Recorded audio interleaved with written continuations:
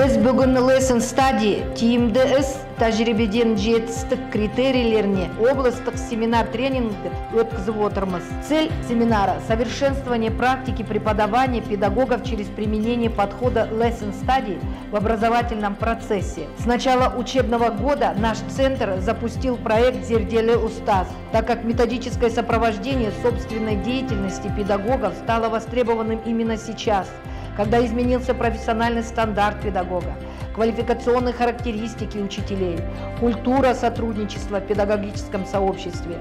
Совместная работа методистов Центра, опытных педагогов, мастеров, руководителей и заместителей руководителей школ, а также участие тренеров Центра педагогического мастерства помогли проследить этапы внедрения исследовательской работы в образовательный процесс на проведенных нами зональных диалоговых площадках по теме активизации исследовательской культуры педагога в формате 6 семинаров-практикумов.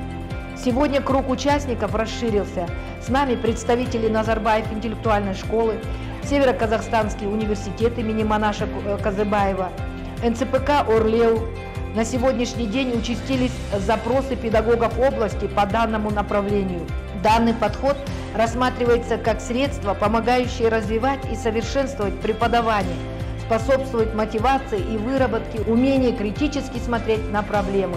Бүгін Солтүстік Қазақстан облысының білім басқармасы Назарбаев зияткерлік мектебі, біліктілікті ұстаздардың біліктілік арттыру ұйымдары Солтүстік Қазақстан облысы университетімен бірлесіп, Lesson Study іс тәжірибесінен жетістіктер критерийлеріне дейін атты үлкен облыстық семинар тренинг өткізіп отыр.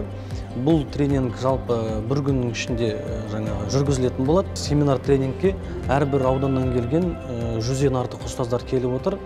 Бұл ұстаздар өздерінің әрбір мектептен команда болып келіп отыр.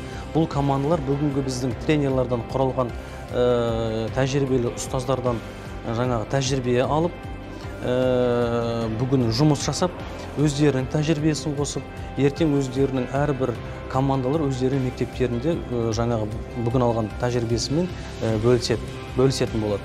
Негізгі бұл семинар тренингтің негізгі мақсаты, ең бірінші мақсаты бұл оқушылардың білім сапасын арттыру және мұғалімдердің зерттеуге деген қызығушылығын арттыру және де тәжірибесін бүкіл облыс ұстаздарына тарату болып табылады.